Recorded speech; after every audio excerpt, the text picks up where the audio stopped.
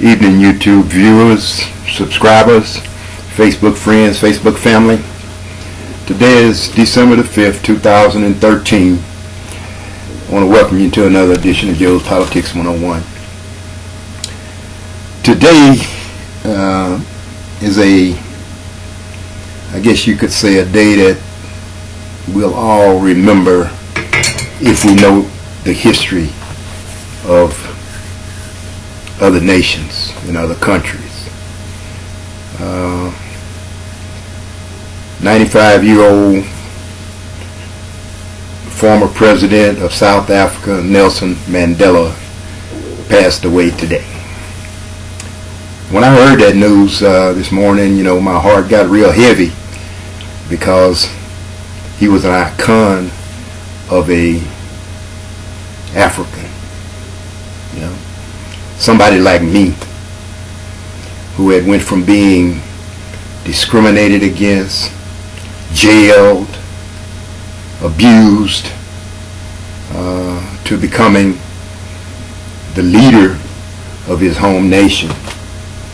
That's quite an accomplishment. That's quite an accomplishment for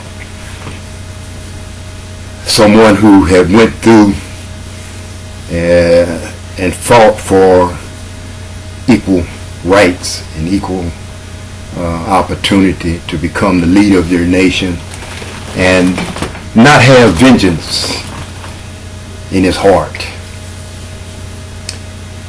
He chose to try and develop a country, a nation, where all people were equal and had the same rights, which, based on what I've seen,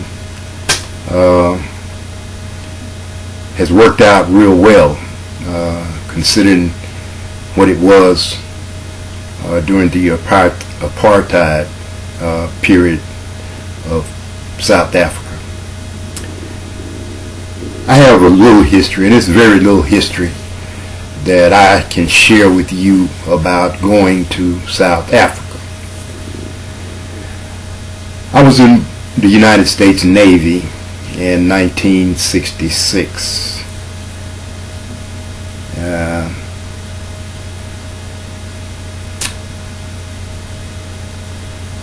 Aboard the USS Roosevelt, carrier, U.S. carrier CVA-42. We stopped in Cape Town, South Africa. And boy, it's like, man, we going to the motherland. That's what most of the Afro-American sailors was talking. We going to the motherland. We're going to get a chance to see Africa. Before we got there, then President Johnson, the Secretary of the Navy, we got instructions that we would dock in Cape Town. But because of the apartheid and the racial segregation issues there, we would not be allowed to leave the ship. Wow, that dampened a lot of people's morale. That broke down a lot of morale, because me especially, I was looking forward to setting my foot on the motherland. Cape Town, South Africa. But it didn't happen. We received a letter. They put in our jackets, congratulating us and commending us for being, respectful and not creating a problem or trying to get off the ship or do whatever. But what was good about it, we did get a chance to meet some South African people. They were allowed to come on board the ship. It wasn't segregated. They would give us a group, and we would take them around the ship and show them. Excuse me. Sorry, I got a cold. We would take them around the ship and show them, different berthing areas, the mess hall and, you know, some of the stuff that we were doing. That was pleasing, and it was a little reward, I guess you would say, for not being able to leave the ship. But Nelson Mandela has always been a hero in my heart. You know, what he has done, or what he did in South Africa after all that he had went through, was something that very few people anywhere, anytime will ever be able to say they accomplished or they did. You know, we still live in a country, in our country, the United States of America, you know, and I can't really speak to what it's really like in South Africa because I hadn't been there. I don't really know. But if there's equal opportunity for all people in South Africa,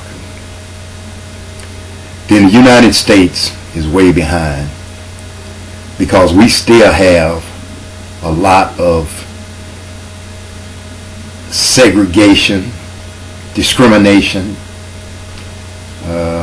denial of opportunity, you know, through the institutions that we have. Institutional racism, personal racism, personal discrimination is institutional discrimination. You know, it's sad that we could have to lose someone like Nelson Mandela. Sometimes it makes you think that some people should just live forever, you know, knowing that, you know, that's virtually impossible, but you would wish that.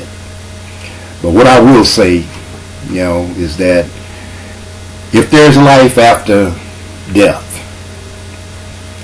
and wherever Nelson Mandela moved to in his next life, if there is life after death, wherever he moves to and whatever he becomes, those who are around him will have gained a very, very iconic personality and man in that right. Thank you for viewing my YouTube post. God bless you. God bless America. Ciao.